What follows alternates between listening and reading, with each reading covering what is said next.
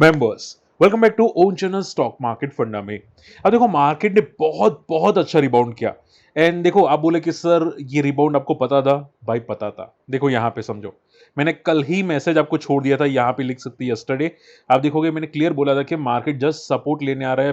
Be relax, कोई tension मत लो। अगर आपको टेंशन है तो 2 आवर का चार्ट देख लो। उसके बाद मैंने डेली वीडियो में भी आपको समझाया था कि मार्केट जस्ट एक सपोर्ट लेने आ रहा है। ठीक है, तो अगर आप फ्री टेलीग्राम चैनल में नहीं है ना भाई, ज्वाइन कर लो। ठीक है, इवन अगर आप देखोगे आज जब पुल बैक आया था ना मार्केट में, ठीक है, और मैंने डेली वीडियोस में भी बताया था कि मार्केट जैसे गैप डाउन ओपन होगा रिकवर करेगा, क्योंकि ऑलरेडी ज्यादातर शॉर्ट किया होगा ना वो लोग प्रॉफिट बुक करेंगे। तो आप देखोगे बहुत अच्छा रिकवर हुआ गैप डाउन ओपन होने के बाद, फिर साइडवेज हुआ एंड देन बूम। ठीक है, उसके बाद बैंक निफ्टी की क्लोजिंग देखो। बैंक निफ्टी हाई मारा था 53,933 का, यानी कि 200 पॉइंट। मैंने जहां पे आपको बताया था उससे 200 पॉइंट की मोमेंटम आई, बहुत बड़ी मोमेंटम। और मैंने आपको 1 आवर का चार्ट का स्ट्रेटजी भी बताया था। अगर मेरी वीडियोस देखते हैं तो 1 आवर की चार्ट की स्ट्रेटजी भी बताई थी, बहुत अच्छी होती है, वर्क करती है। आप जाके चेकआउट कर लेना। ठीक है, चलिए। अब देखो मैंने भी कुछ प्रॉफिट्स अच्छा खासा कमाया, अराउंड 20K का। एनीवे और मैंने कुछ बीटीएसटी भी लिया था, जहां पे इंफोसिस का बीटीएसटी लिया था, क्योंकि मैं जानता था कि इंफोसिस में मोमेंटम आ सकती है कुछ ही दिनों के अंदर। तो मैंने इंफोसिस का फ्यूचर्स एज अ डिस्क्लेमर मैंने लिया था और आज प्रॉफिट बुक कर लिया।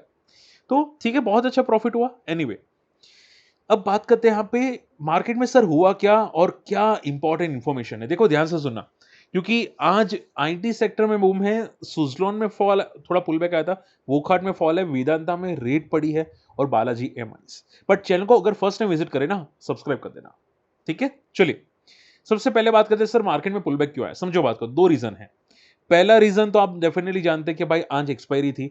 मार्केट 3 दिन से 4 दिन से लगातार गिर रहा था, निफ्टी गिर रहा था, बैंक निफ्टी गिर रहा था। तो एक एक शॉर्ट कवरिंग आनी थी, तो आप ये समझ के चलो ये शॉर्ट कवरिंग थी। ठीक है, जनरली ऐसा होता है कि भाई एक्सपायरी के टाइम पे अगर मार्केट बहुत ज्यादा गैप डाउन ओपन होता है तो एक शॉर्ट कवरिंग आती है, स्पेशली एक्सपायरी के अंदर। ठीक है, तो ये एक रीजन था। दूसरा रीजन अगर आप ध्यान से देखोगे, क्रूड ऑयल जो फॉल हुआ यस्टरडे फ्रॉम द टॉप से भी थोड़ा हुआ और आज भी हुआ। उसका रीजन ये था कि ओपेक की जो मीट थी उसमें माना गया कि भाई आउटपुट बढ़ाया जा सकता है, यानी कि क्रूड ऑयल का प्रोडक्शन इंप्रूव किया जा सकता है, जिसकी वजह से क्रूड ऑयल बढ़ेगा। सप्लाई बढ़ेगी, डिमांड कम होगी तो डेफिनेटली क्रूड ऑयल नीचे आएगा। बस इसी की वजह से क्रूड ऑयल नीचे आया, हमारा मार्केट थोड़ा रिकवर किया था। ठीक है, तो दो मेन रीजन है, एक शॉर्ट कवरिंग और एक क्रूड ऑयल। ओके, देखो आईटी स्टॉक्स में बहुत अच्छा बूम था। मैंने आपको कल भी बताया था कि आईटी स्टॉक्स बॉटम आउट है, बॉटम आउट है, पूरा सेक्टर बॉटम आउट है। और कल तो क्या, मैंने आपको लास्ट मंथ में बताया था, अराउंड 15-20 दिन पहले की बात है। ठीक है, अगर आप मेरे वीडियोस नहीं देखते, पता नहीं क्या देखते, कहाँ पे देखते हैं आप, मैंने 15-20 दिन पहले भी आपको बताया था। देखो यहाँ पे समझो बात को, ये आपको पॉज कैंडल दिख रही है लास्ट मंथ के अंदर। आप यहाँ पे सी, ये जो महीना क्लोज हुआ मई मंथ का, उसमें क्लियर कट पॉज कैंडल बन रही थी, और ये क्लियर बोल रहा था कि भाई मार्केट में इस मंथ के अंदर आईटी इंडेक्स में पुल बैक आएगा। रीजन भी क्या था कि मल्टी ईयर सपोर्ट था। यहाँ पे देखो, ये मल्टी ईयर सपोर्ट था, तो चांसेस पूरे थे कि आईटी इंडेक्स में यहां से पुल बैक आ सकते हैं, बहुत तगड़ा वाला पुल बैक आ सकता है। और आप देखोगे जैसे ही मंथ स्टार्ट हुआ, 2 दिन के अंदर, मंथ स्टार्टिंग के अंदर 6-7% का मोमेंटम आ चुका है। ठीक है, तो मैं जो बोल रहा हूं वो सुना करो एटलीस्ट। ठीक है, आप लोगों के फायदे की बात है। ओके, तो आईटी इंडेक्स में पुल बैक था। अब रीजन कुछ भी हो, रीजन कोई भी न्यूज आ जाए, पहले बोल रहे थे एआई की वजह से गिर रहा है आईटी इंडेक्स, अब बोल रहे एआई की वजह से ऊपर जा रहा है आईटी इंडेक्स। ठीक है, तो ये बेसिक चीज है, आपको घबराने की जरूरत नहीं है। ठीक है, अब क्या आईटी इंडेक्स यहां से कितना मूव दिख सकता है चार्ट्स पे। देखो आईटी इंडेक्स में अभी जो मूव दिखाई दे सकता है, आप ये समझ के चलो ये तो बॉटम आउट हो चुका है आईटी इंडेक्स। ठीक है, बट करंट मंथ के अंदर मूव ज्यादा से ज्यादा 32,000 तक दिख सकता है। अभी के लिए मैं ऐसा नहीं, ऐसा श्योर नहीं बोलूंगा, कोई रिकमेंडेशन भी नहीं है, बट चार्ट्स पे यहाँ पे 32,000 का रेजिस्टेंस है। ठीक है, ये आप देख सकते हैं यहाँ पे। तो अगर ये 32,000 को करंट मंथ में क्रॉस कर लेता है तो आप ये समझ के चलो बहुत बड़ी रिकवरी बहुत जल्द आ जाएगी। बट अगर करंट मंथ के अंदर 32,000 के ऊपर नहीं जाता तो आप ये समझो थोड़ा कंसोलिडेट करने के बाद ये अच्छा खासा आईटी इंडेक्स पुल बैक करेगा। बट हाँ, ऑलमोस्ट बॉटम आउट है, 40 आरएसआई है मंथली चार्ट पे, so it's totally bottom out IT index. ठीक है, इवन इवन अगर आप देखोगे आज टीसीएस 7% भागा, 2 दिन में 10% भागा। एनालिस्ट का मानना ये है, जो दिग्गज एनालिस्ट नोमुरा जैसे हैं, कि आईटी इंडेक्स में आपको घबराने की जरूरत नहीं है। आपको ऐसा नहीं सोचना चाहिए कि आईटी इंडेक्स कोलैप्स करेगा, आपको ये सोचना चाहिए कि आईटी इंडेक्स कमबैक करेगा।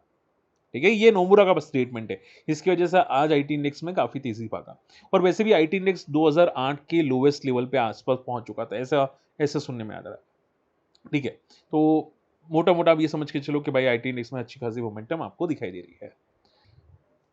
पर देखो एक चीज याद रखना, अभी 2-3 दिन से लगातार वर्टिकल जा रहा है आईटी। ठीक है, तो एक छोटा सा प्रॉफिट बुकिंग हो सकता है, फिर ऐसा मत बोलना कि जैसे ने बताया नहीं था। ठीक है, तो टेम्पररी फॉल हो सकते हैं, छोटा मोटा जस्ट सपोर्ट लेने के लिए, बट आईटी इंडेक्स मोटा मोटा पोजिशनली तो चार्ट्स पे बहुत ज्यादा पॉजिटिव दिख रहा है। चलिए, इसके अलावा बात करते हैं, इन्फोसिस भी भागा, टीसीएस भी भागा, बहुत अच्छा भागा। मैंने बीटीएसटी किया था और मुझे आज काफी अच्छा प्रॉफिट हुआ इन्फोसिस के अंदर। सुजलॉन की बात करते हैं, देखो सुजलॉन में एक बहुत बड़ी इंपॉर्टेंट थी जहां पे काफी लोग कंफ्यूज है कि सर सुजलॉन में इनकी बैलेंस शीट में कुछ गड़बड़ियां पाई गई है। सेबी ने पेनल्टी भी लगाई है 29 करोड़ की। तो प्रॉब्लम है कि नहीं सुजलॉन में? देखो सुजलॉन में ये जो न्यूज आई थी ना, उसके बाद सुजलॉन फॉल किया था, बट फॉल का रीजन पेनल्टी नहीं था, ग्लोबल मार्केट में फॉल था, इसकी वजह से सुजलॉन ने भी फॉल किया। और सुजलॉन मेन है मिड कैप इंडेक्स में, most probably top 10 I think अंदर है, अगर मैं गलत नहीं हूं तो यहाँ पे। तो काफी अच्छा है, small and mid cap index दो में से जो भी है, तो काफी अच्छा है सुजलॉन। और उसकी वजह से छोटा मोटा फॉल आया था, तो ज्यादा घबराने की जरूरत नहीं है। अभी सिर्फ इतना समझ के चलो कि 60 का रेजिस्टेंस फेस करे सुजलॉन। ठीक है, 60 का रेजिस्टेंस है, एक बार ब्रेक कर लेता है तो फिर जाके अच्छा खासा मुंह दिख सकता है चार्ट्स पे। एक बार देखो कि 60 को ब्रेक करता है कि नहीं सुजलॉन।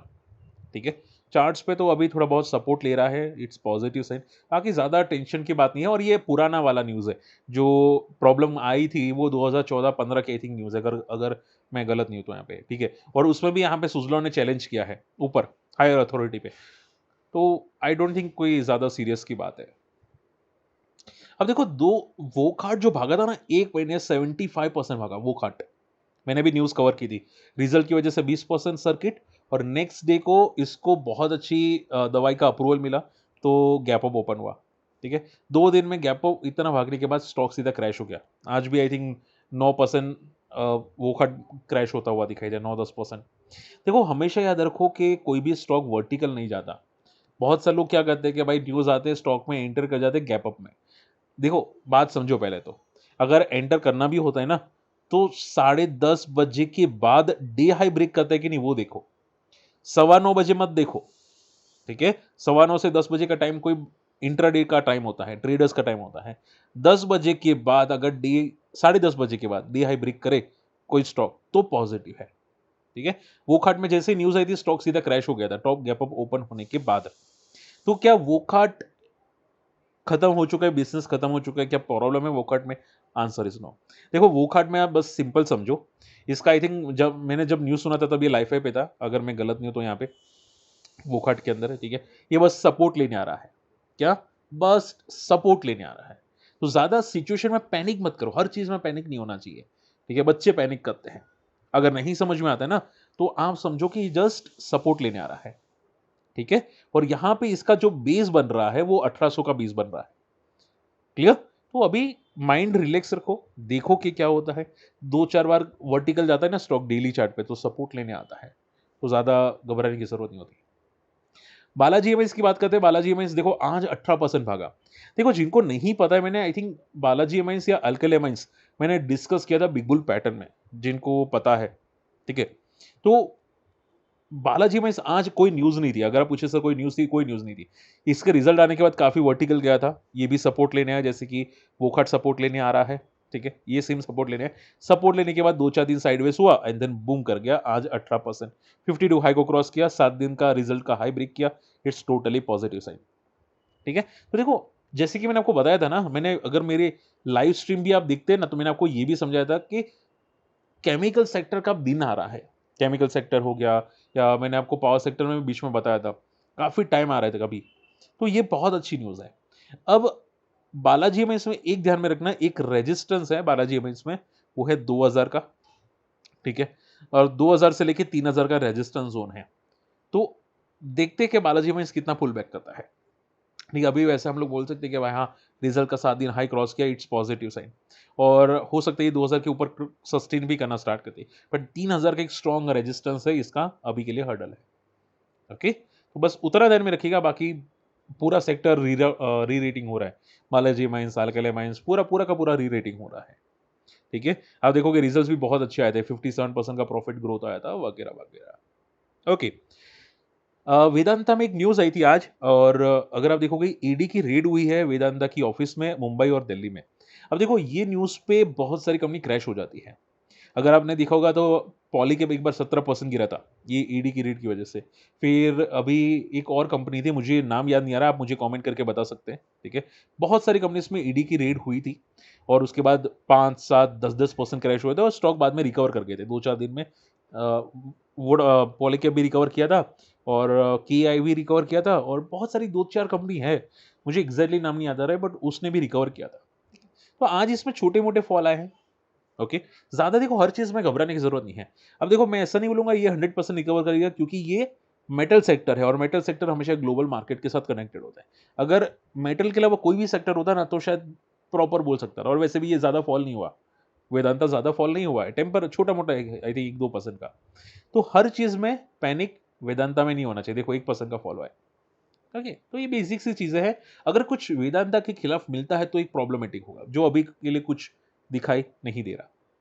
ठीक है, सो बी रिलैक्स, माइंड एकदम क्लियर रखना, शांत रहना। रही बात मार्केट में, देखो मार्केट में अभी भी मिड कैप इंडेक्स ने बहुत अच्छे सपोर्ट लिए हैं। मार्केट अभी भी बहुत अच्छा सपोर्ट ले रहे हैं 23,200 का, जो बहुत पॉजिटिव साइन है। मिड कैप इंडेक्स की बात करने जाए तो यहाँ पे 20 डीमा के आसपास ये सस्टेन कर रहा है अभी के लिए।